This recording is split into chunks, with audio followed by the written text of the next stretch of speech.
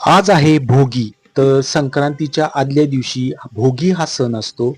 या दिवशी आपण बाजरीची भाकरी खायची असती, जे त्याला तीळ लावलेलं असतं. बाजरीची भाकरी उष्ण असते, त्यामुळे तीळ लावल्यामुळं ती जरासं तेलकट होते आणि आपल्या खायला चांगली लागते.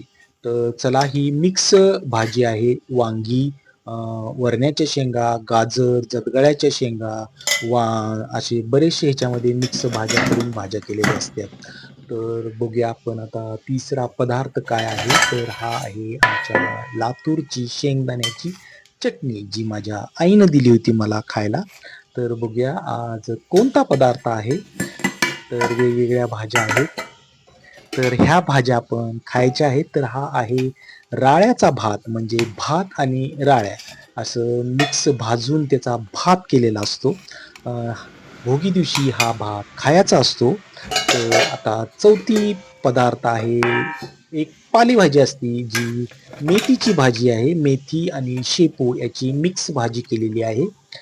डाळ घालून केलेली असती भाजी. एक हिरवी भाजी असावी, त्यासाठी एक हिरवी भाजी केली, आणि ही मिक्स डाळीची आमटी आहे, जे मसूर डाळ, मूग डाळ आणि तूर डाळ यांची आमटी केलेली आहे. ती इतकी छान लागते चवीला, एकदम मस्त. तर चला, आता आपला चौथा पदार्थ काय आहे तो बघूया. तर भोगीचा पदार्थ हा आहे, हे आहे वांग्याचं भरीत, जे तिखट केलेलं होतं.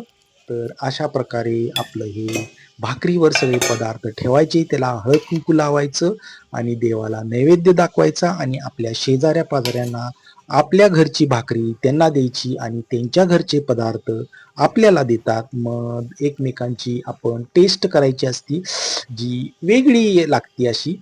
तर ह्या शेजाऱ्यांच्या भाकऱ्या आलेल्या आहेत. तर बघा किती छान पदार्थ बनवलेले आहेत. मी यातले बरेचसे पदार्थ खाल्ले, मला खूप आवडले.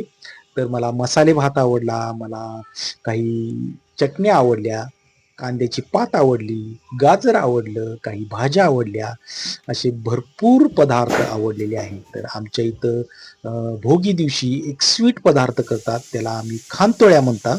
तर हे रव्याचा शिरा असतो, आणि तो थापायचा आणि त्याच्या वड्या बनवायच्या आणि त्याच्यावर खोबरं किसायचं.